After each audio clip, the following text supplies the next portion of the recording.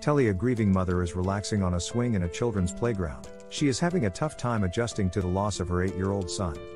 Later that evening, she sits at a dresser in her house, looking at a baseball glove, a hat and a picture of her son Sam, and watching a home video of him. She browses old newspaper articles on the plane crash, where her son died. Later, her phone rings as she is about to leave the house. It is her husband Jim, who asks her to meet him for dinner, but she refuses, saying she would rather stay home, but she offers to cook something fancy for him instead. Jim declines, saying it is too much for her, but she insists she wants to. As she talks to Jim, she looks at a photograph of her Jim and Sam.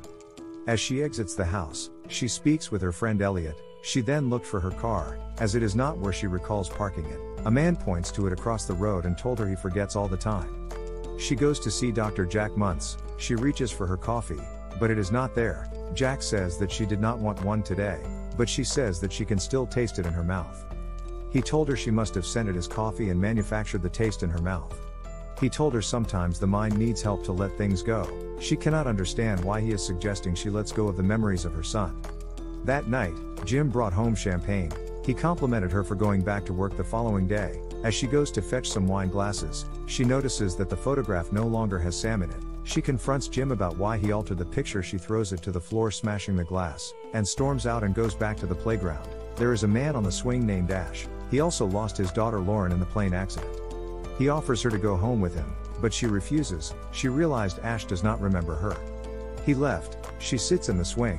When she gets home, Jim is in bed. She pleads with him not to make her let go of Sam. She had a brief memory of her and Sam before he got on the plane. The following day, while she works, she looks at some photo booth pictures of herself and Sam. She goes back to the dresser to look at more photographs, but finds them all missing. She calls Jim and leaves a message inquiring why he did this. She goes back to try the home video, but they have also been erased. She breaks down. Jim arrives home. She tells him to get out because he erases their son.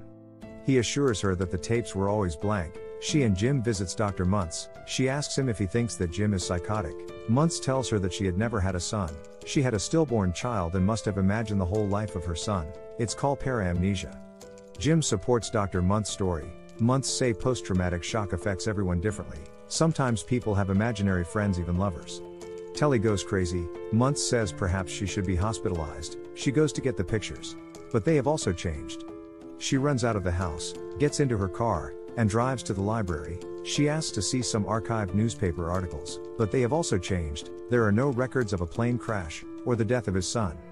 She drives away in the rain and visit Elliot. She tells her that she had a fight with Jim about Sam. Elliot says that she doesn't know who Sam is. Telly says, you know him. You have babysat him more than 1,000 times. You bought him a hat and he always wears it. Things get a little contentious until Jim arrives, and she drives away again. She goes to see Ash, who used to be a professional hockey player. She asks if he recalls her coming there before with her son. She then asks him about his daughter Lauren. He says that he doesn't have a daughter. Telly attempts to explain, but he says that she must have mistaken him for someone else. He was drunk, so he went to sleep. Telly looks around in a room with hockey pictures. She pulls off the wallpaper to reveal the child's drawings on the wall. The following day, she is making breakfast for Ash. She tells him to look in that room, as it used to be his daughter's room. He insists that the drawings were from the previous owner. He believes she is crazy and told her to get out. She tells him to say his daughter's name aloud, so that he remembers her. He goes away for a minute and calls the police. He tells her that he's sorry, but she requires help. Telly is taken away by the police. Outside, the National Security Agency apprehends her from the police custody. Inside, Ash starts to recall Lauren and dashes out to see Telly. He asks the police where she is. He sees her in the NSA car and yells to her that he remembers. The police tried to restrain him. Telly escapes from the car and runs away. She is stared at by a man, as agents chases her through a building, but eventually loses her. Outside, Telly looks up and notices a weird shape in the clouds. At the police station, Jim is questioned about his wife by Detective Pope. She tells him that they received a call about Telly vandalizing Ash's apartment. She asks why the NSA is interested in Telly, because they do not deal with vandalizing apartments. Jim told her that his wife is sick and needs help, and there was never a child as she suggested. Meanwhile, Telly is walking alone on a bridge. She watches some kids in a playground. She recalls the final time she saw Sam. Later that night, she meets Ash on the swings again. Ash cannot understand how he could forget his daughter. They walk together. Telly asks if he ever feels like someone is watching him. They speculate how their minds could have been wiped. She asks what he thinks about them being abducted, and if they are, who could erase their kids from existence. They drove to try and find a hotel, but on the way an SUV crashed into them. As they ran away, NSA agents chased after them, but they managed to escape them.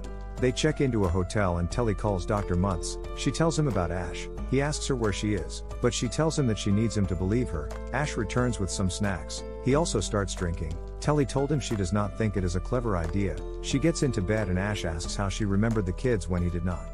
If the children are dead, why would people need to make them forget them? The following morning Telly is lying awake thinking of Sam. She wakes up Ash and tells him that she thinks he is right. She believes the kids must still be alive. They plan to go and see Jim, but as they get into the car a police officer moves toward them. As they drive away from the police, a man stands in their way. Ash tells him to move but eventually drives into him so that they can escape. Unexpectedly, Telly's phone rings. Ash tells her not to answer but she does anyway. It is Detective Pope. Telly told her they did not mean to run the guy over, but they had no choice. She asks her how two different people could remember two different kids if they never existed before hanging up. Telly goes to see Jim, but he does not remember her. She says that she knows his wife, but he says that he is not married. As she left, they are chased by more NSA agents. The man they hit with the car is watching again. Detective Pope is investigating the hit and run incident. She notices there is no blood at the scene. She is approached by two NSA agents who asks her to hand over any further information she obtains. She questioned if their presence has anything to do with the children in the plane crash, but they say that there are no children, and there was never a plane crash. That night Dr. Muntz goes to see Pope. He says to her that he used to think that Telly was delusional, but now he is not so sure. He advises that he should be there when they find her as they will be dealing with a practical psychotic break. He told Pope she was in his care, and he still believes she trusts him. That is why she called him, and he believes that she will call again.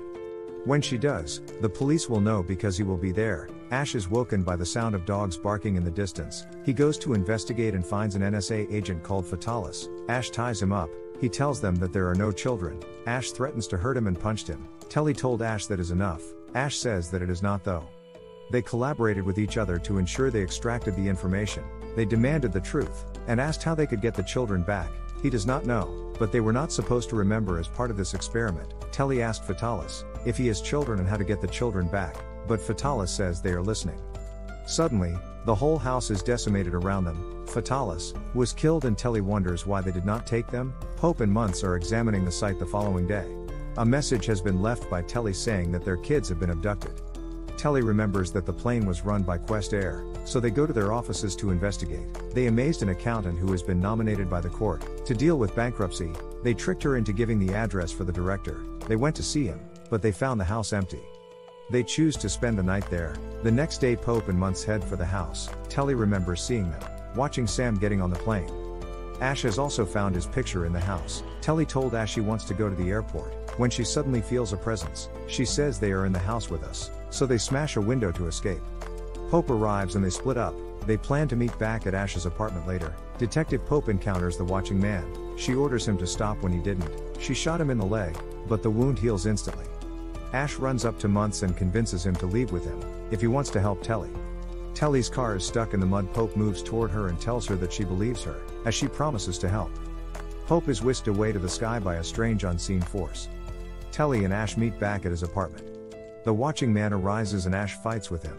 They fall out the window together and the watching man crushes to the ground. Ash is whisked away by the same force in a similar manner as Pope did. Telly rushes to the street but the body is missing. Muntz meets her and warns her that she should go to the police, but she wants to go to the airport. When they arrive, they find the watching man. Telly meets him. Muntz tells him that it is getting out of control, and he should end it and make it right. The man says that it is not over, and Muntz discloses to Telly that he is one of the few who knows. She denounces him of letting them do whatever they want. Muntz says that there is no choice, they just tries to minimize the damage. She said she wants her son back, but he insists that she will never get him back. She will just have to hold on to implanted memories, without knowing why.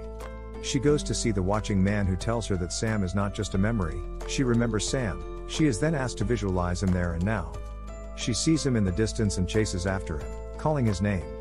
The watching man tells her that this is just an experiment, and it was never about the children, it was about the mother's relationship with their child. He asks her to forget Sam, otherwise the experiment will fail, and he can't allow that to happen. She declines and calls out Sam's name, but he tells her that she needs to forget. Glass shatters all around her and she runs. The man picks her up by her throat, and says she is different from the others. He instructs her to remember the first time she ever saw Sam. He needs that first memory. There is a flash. and he drops her to the ground. He asks what the boy's name was. Telly answers his name is Sam in a faint voice. She gets up as the man walks away and remembers being pregnant. She calls after him that she has a son named Sam. There is a whisper of voices, and the man says that he requires more time before he is whisked away. Telly returns home calling Sam's name, but he is not there. She checks the playground still calling out his name. Suddenly, Sam appears and meets his mom. They hug, and she kisses him and let him continue playing. Telly sees Lauren playing as well. Ash is sitting on the swing. He says hi to her, but he does not appear to remember anything about the few unusual days they just had. That concludes this recap of the movie Forgotten, released in 2004. Please like and subscribe for more content.